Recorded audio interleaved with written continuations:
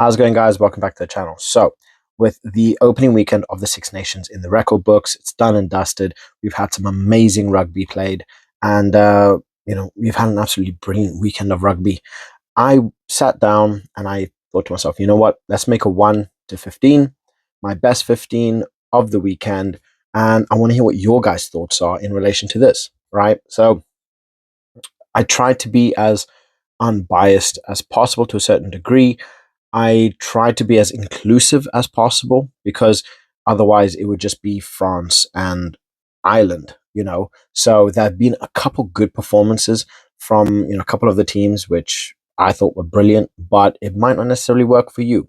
So I want to know who you guys chose, right? So without me blabbering on anymore, let's get on to it. So starting at number one, your loose head. I went for Andrew Porter.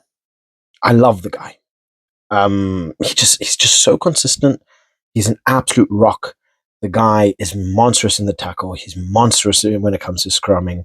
He had a brilliant game up against England. England really struggled with him, and yeah, for me, it was uh, it was Andrew Porter. There are a couple shouts out there, but for me, Andrew Porter got got that nod.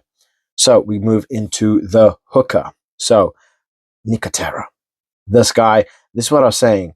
If he was having a strong game, if he came in and he performed like he likes to, Italy would be having a very strong game. And obviously, they put the work to Scotland. They really made Scotland, really work really, really hard.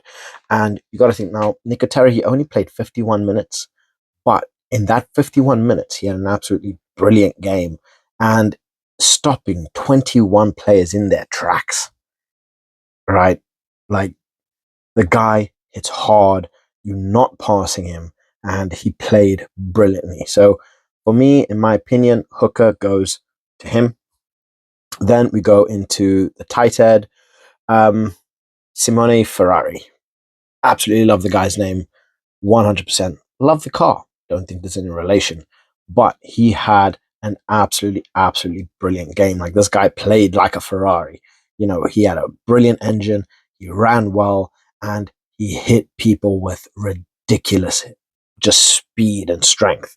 So he, in my opinion, had a brilliant, brilliant game. As did Italy's forwards. For me, Ferrari got the nod over everybody else, and I mean, it just shows just how strong Italy were in the tackles, right? So you had Nicotera stopping 21 players. You had um, you had Ferrari with 14 tackles. I think he was actually the highest tackling tight end prop of the weekend. So yeah, absolutely, absolutely brilliant, brilliant display, right? Move on into the second row, the locks. So we have number 4, Tyburn. Just Tyburn. The guys are ridiculous. He had such a strong game. He really put a lot of pressure on England, and England really struggled with him. Um, yeah, I don't think I really need to explain why Tyburn is there, but maybe you guys had a different opinion. I think he played bloody brilliantly. He's going to be there for me. Moving on into number 5, we have Mearfowl. Like, what can be said about Mearfowl? What hasn't already been said by everybody? The guy's a tank. One of the best locks in the world. Like, the guy is a tank. He made 26 meters after contact. So, yes, that means after people tackled him, he still managed to gain 26 meters. If that is not a strong runner, what the hell is? This guy is ridiculous. You think you are able to stop him, and all you want to do is when people tackle somebody, they think, okay, you know what? I'm gonna hit them hard. I'm gonna take them backwards. When people try to tackle Mearfowl, it's like, you know what? I'm gonna tackle him, and I'm gonna hope I don't get stepped on, right? Because that's what he does. He doesn't stop. He's like a bulldozer. He hits you, and then he carries on running over you. right? 26 meters. It's ridiculous. Ridiculous.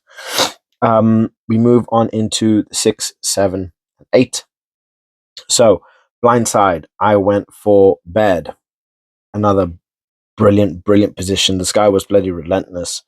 I really, really enjoyed his position. He made some very good tackles. The guy's a monster. Like, this is what Ireland bring, right? This is what Ireland bring to the game. And for me, he had a phenomenal game. But then again, so did a majority of the Irish. I mean, the score 27-22, it says a lot, right? Because if you look at it from an outsider, you think, oh, you know what? That was a relatively close game. When you actually watch the game and you see the performances that were put in, you're like, not so much. It's only pretty tight because England got those last two late tries. But by then, most of the Irishmen were already in the pubs, like down like their sixth, seventh pint. They were probably like half drunk, and while England got their two tries, okay, have them, have them. It's fine, it's fine. But yeah, so blindside, I went in bed. 7, open side, I went for dodge again. The guy, he played brilliantly, and um, this is what I feel Scotland do very, very well, is their tackling, their high balls, and he had an outstanding game, right? And up against a side that is no joke. Now, we got to think, Dodge, he's still pretty young in terms of age for a flanker, right? He's what, 23, 24 years old. So, still pretty good. Um, and if he keeps putting in performances like this for Scotland, we're going to see him become a constant player here and a very, very big player for the future. And I think he really, really does have a good future. And if he's able to continue playing like this, we're going to see Scotland in with a good shot up against a lot of big, big teams, right? A lot of big teams. And we're going to see how things play out in the end. But yeah, for me, Dodge, he got that number 7. Number 8, Aldrit. What a game. What a game. Aldrit is just mental, right? And like I said in my video that for the game, he's like, you know what? Just got man of the match. I'm just gonna go score another try, just for the sake of it. You know what? Why not? Let's just add on some more tally. You know, what else do you want to hand me? The guy was a menace, an absolute menace, and you can see, like for me, one of the best number 8s in the world right now. Look at his performances. Look at his tackling. Look at his vision, his sight, his ability to read the game, his ability to read players. And then on top of everything, he can still score tries. Ridiculous, ridiculous. We then go to number 9, your scrum half. I don't think there's any other player for me other than Dupont. He had a brilliant game. He didn't play the full 80. They do want to rest him, but the guy, he has everything. He can do it all, right? He doesn't fit the frame for a scrum half, but yet he has the ability to carry the ball like a scrum half. He has the ability to kick the ball like a fly half and a fullback. He has the ability to run through players like a wing. He has the ability to break play like a center. What more do you want in a bloody player? Dupont is ridiculous. And I know there's a lot of haters out there, but for me, Dupont is the best number 9 in the world. And he's showing that you do not need to fit a frame. You do not need to be in a specific set of regulation, or a specific set of things that you need to be or need to have to become a great number 9. The guy, he is brilliant throughout. He is the most complete player in the world right now.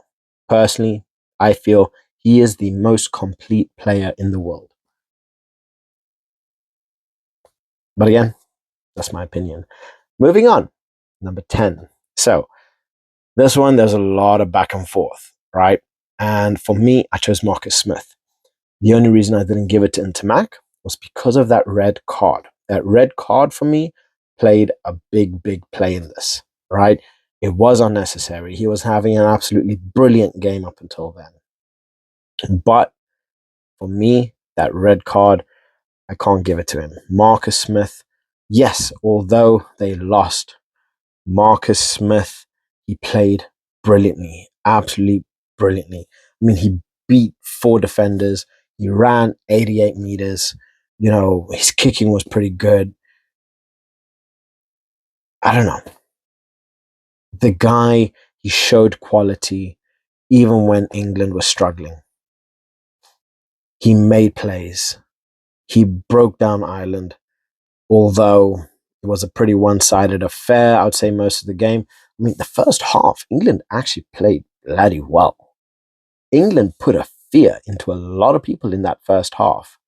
But I am of the thought that England are brilliant first halfers. Horrible second half.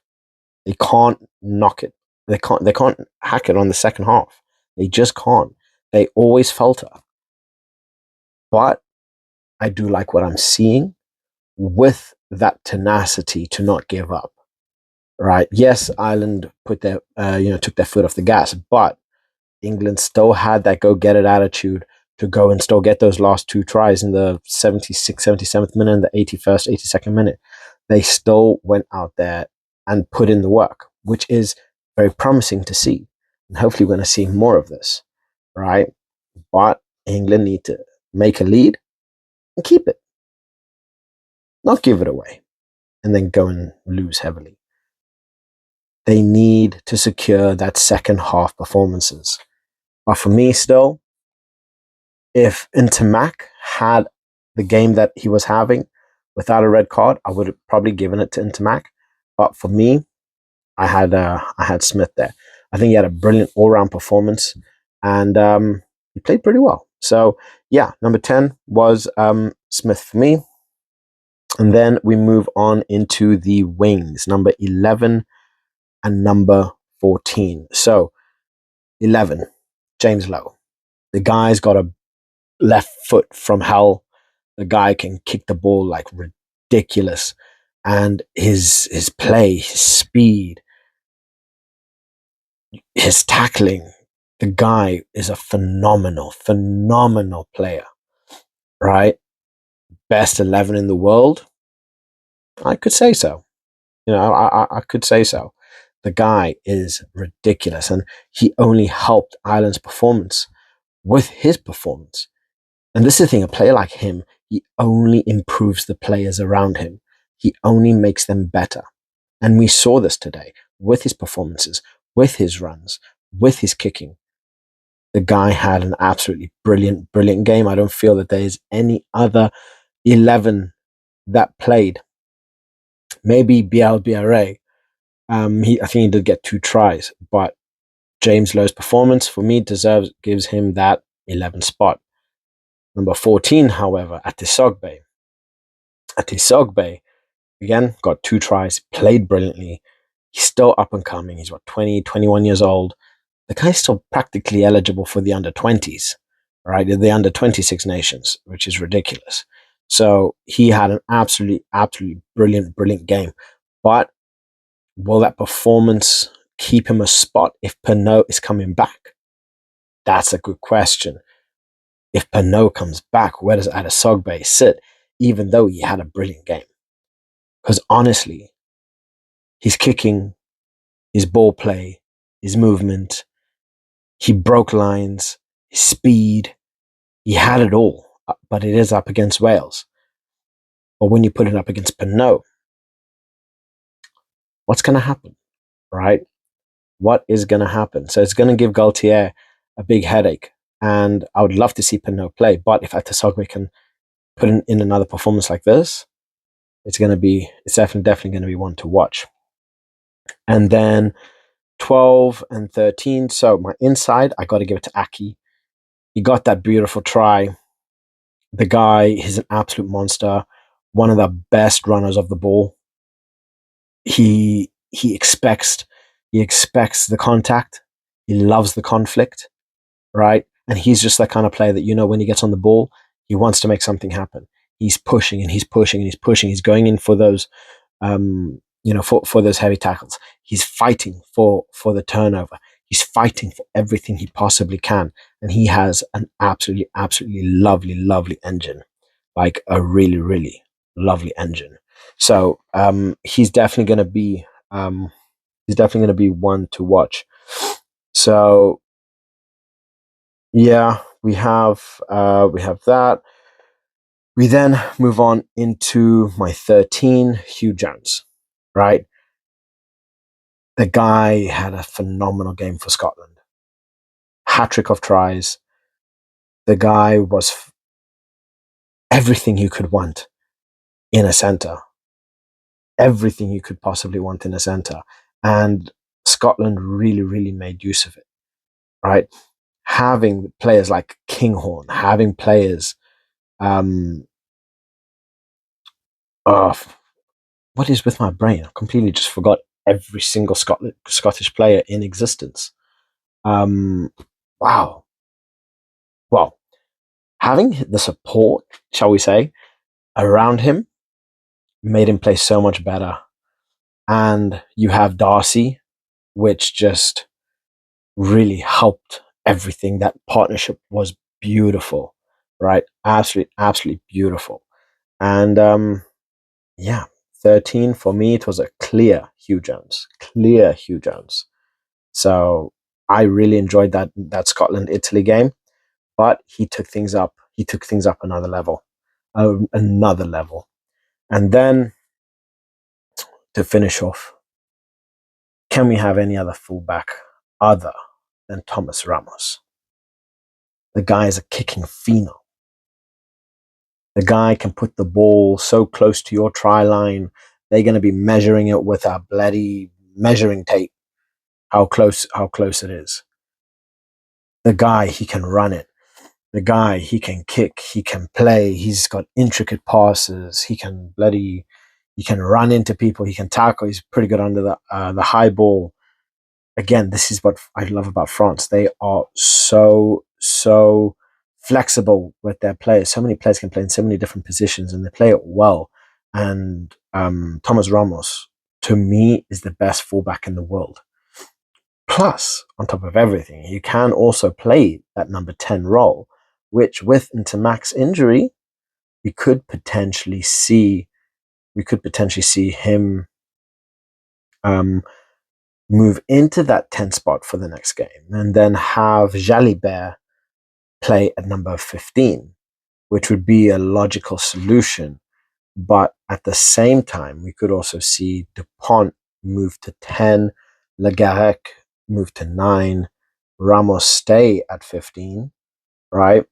But there's a lot of changes, and there's a lot of things that Intermac really put into motion when you got that red card.